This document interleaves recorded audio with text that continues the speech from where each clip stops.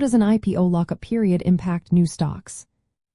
Imagine a company just went public and everyone is eager to see how its stock will perform. But before shares start freely trading, there's a special rule called a lockup period. This period usually lasts between 90 and 180 days after the initial public offering. During this time, insiders like company employees, executives, and early investors are not allowed to sell their shares.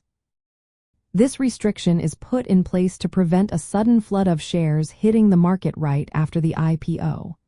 If too many shares are sold at once, it could cause the stock price to drop sharply, which is not good for the company or new investors. This lockup period helps keep the stock price stable during those first few months. When insiders are restricted from selling, it signals to the market that those who know the company best are confident in its future. This can boost investor trust and reduce the chance of wild price swings early on.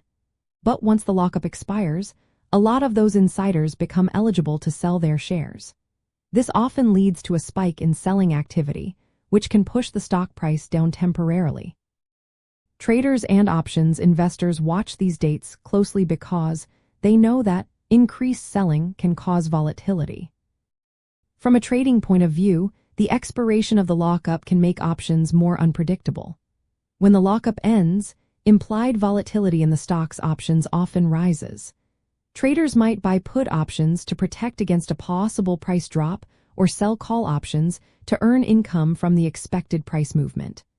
Knowing when the lockup ends is very important for traders.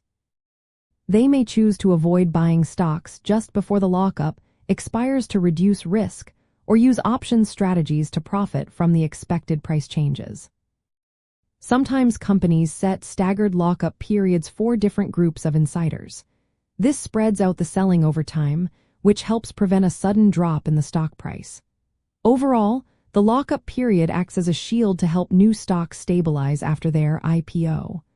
But when it ends, the market often sees increased activity and volatility. For traders and investors, understanding these dates and how they work can be a key part of managing risk and making smarter trades around IPOs.